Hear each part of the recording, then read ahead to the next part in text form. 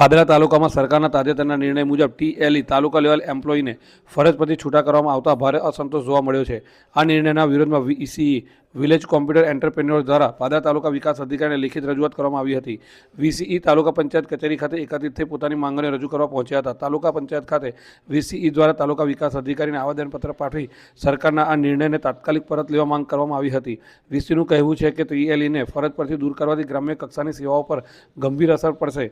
જો સરકાર દ્વારા વહેલી તકે આ નિર્ણય પરત લેવામાં નહીં આવે તો ઉગ્ર આંદોલન કરવાની ચીમકી પણ આપવામાં આવી હતી। સમગ્ર મામલે તાલુકામાં ચર્ચાનો માહોલ ગરમાયો હતો। રોજ વીસી મંડળ દ્વારા જે રાજ્ય સરકારે ગુજરાતના તમામ ટીએલઓ અને એમએસના અધિકારીઓને જે છૂટા કરવાનો નિર્ણય લીધો છે તેના સમર્થનમાં અમો વિશ્વએ તાલુકા વિકાસ અધિકારીને આવેદન આપી અને રજૂઆત કરી છે કે આ તમામને સત્વરે છૂટા ના કરે, પાછા લે। જો આવું નહીં થાય તો અમે તમામ વિષયો જો નિર્ણય નહીં આવે તો તમામ વિષયો કી ડાઉન કરી સદંતર કામગીરી બંધ રાખીશું।